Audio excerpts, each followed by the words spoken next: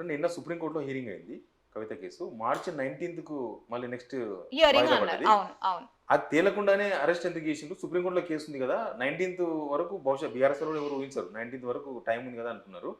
కరెక్ట్గా సుప్రీంకోర్టులో hearing same day ED వాళ్ళు అరెస్ట్ చేయడం, ఈ రెండు ఎట్లా ఎట్లా చూడాలి?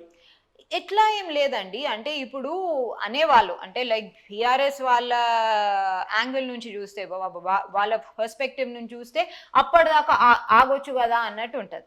నేను ఒక లాయర్గా రోజు ప్రాక్టీస్ చేసే ఒక లాయర్గా ఏమంటున్నానంటే అటువంటి ఆపర్చునిటీస్ ఇంకా ఎవరికి రావు. అంటే ఏ కోర్టులోనైనా అండి, ట్రయల్ కోర్టులో, డిస్ట్రిక్ట్ కోర్టులో, హైకోర్టులో, సుప్రీం కోర్టులో, ఏ కోర్టులోనైనా ఒక ఉత్తర్వులు అంటే కోర్టులో కేసు ఉన్నప్పుడు ఆ కేసుకి అనుగుణంగా ఒక ఆర్డర్ ఇప్పటి వరకు రానంతసేపు ఎవరికి ఏమీ ఆపడానికి అవసరం లేదు. కోర్టులో కేసు వేసినంత మాత్రాన ఆపేయాలి అనేదైతే ఎక్కడా లేదు, చట్టంలోనే లేదు. సో తనను ప్రొటెక్ట్ చేయడానికి ఎటువంటి సుప్రీంకోర్టు ఎటువంటి ఆర్డర్ ఇవ్వలేదు. మేము కంప్లీట్గా ఇన్న తర్వాతనే ఆర్డర్ ఇస్తాము, అటో ఇటో ఫెయిల్ చేస్తాము అని అన్నది. కాబట్టి తనను ఇన్వెస్టిగేషన్ ఇంట్రోగేషన్ లేకపోతే కేసు ఇన్వెస్టిగేషన్ ఇంట్రోగేషన్ ఆపేసే ఆర్డర్ ఎలాగో లేదు. సో అందుకోసము వాళ్ళు ఇవాళ నిన్న అరెస్ట్ చేయొచ్చు, ఇవాళ అరెస్ట్ చేయొచ్చు, రేపు అరెస్ట్ చేయొచ్చు. 19th రోజు ఒకవేళ ఆ రోజు కూడా ఇంకో ఏ ఆర్డర్ రాకపోయినా ఆ రోజు కూడా అరెస్ట్ చేయొచ్చు. సో కోర్టు కోసము ఆగవలసిన అవసరం లేదు అంటున్నా. రైట్. నిన్న కేటీఆర్ ఈడీ ఆఫీసర్తో మాట్లాడుతూ ట్రాన్సిట్ వారెంట్ ఉందా మీ దగ్గర అని కొద్దిసేపు గొడవైంది. అవును, ఈ ట్రాన్సిట్ వారెంట్ అంటే ఏంది, అది కరెక్ట్ అయిన క్వశ్చన్?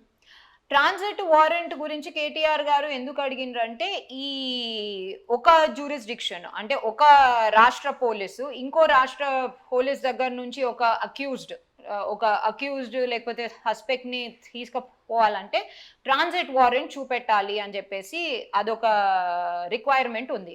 అయితే ఈడీ క్లియర్గా మేము ఒక central government law enforcement agency, మా జ్యూరిస్డిక్షన్ మొత్తం భారతదేశం, మా జ్యూరిస్డిక్షన్ మొత్తము భారతదేశం కాబట్టి మాకు ట్రాన్సిట్ వారెంట్, ఎందుకంటే స్టేట్ పోలీస్కి వాళ్ళ స్టేట్ జ్యూరిస్డిక్షన్ మాత్రమే ఉంటుంది. ఇంకో ఎక్కడి నుంచి ఏ జ్యూరిస్డిక్షన్లో తీసుకురావాలంటే వాళ్ళు ఆ పోలీస్ డిపార్ట్మెంట్తో పనిచేసి ట్రాన్సిట్ వారెంట్ ద్వారానే తీసుకురావాలి. సో ఈడీ మాకు ట్రాన్సిట్ వారెంట్ అవసరం లేదు అని క్లియర్గా వాళ్ళే చెప్పేసిండ్రు. So that's no more reason right now. ఇంకా మనీష్ సిసోడియా జైల్లో ఆల్మోస్ట్ 1.5 year నుంచి ఉన్నారు మేడం. అవును. ఇప్పుడు కవిత సిచ్యువేషన్ ఏంది? ఇక ఇవాళ అదే అంటున్నా కదా నేను, ED PMLA is a strict act. తనను సిబిఐ కాదు ఈడీ రిమాండ్లోకి తీసుకుంది. సో ఈడీ కోర్టులో ఆ రిమాండ్ని అలవ్ చేస్తారా అంటే ఈమెను రిమాండ్ చేయడంలో ఈడీ కోర్టు అలవ్ చేస్తుందా, ఎన్ని రోజులకి ఇస్తుంది, ఫస్ట్ టైం రిమాండ్ ఎన్ని రోజులకి ఇస్తుందో చూడాలి. ఇంకోటి వాళ్ళు ఏందో సుప్రీంకోర్టుకి కూడా వెళ్తాము అది ఇది అని అంటున్నారు, అదేమవుతుందో కూడా చూడాలి. ఇప్పుడు సుప్రీంకోర్టులో ఛాలెంజ్ చేస్తా, సుప్రీంకోర్టులో అరెస్ట్ మీద చేస్తారా అని అన్నారు. So they can, why not, they can. కానీ సుప్రీంకోర్టు మీరు దీన్ని ఢిల్లీ హైకోర్టుకి పోండి, లేకపోతే తెలంగాణకు పోండి, లేకపోతే మా దగ్గరికి డైరెక్ట్గా ఎందుకు వచ్చిండ్రు అనే అవకాశాలు కూడా ఉన్నాయి.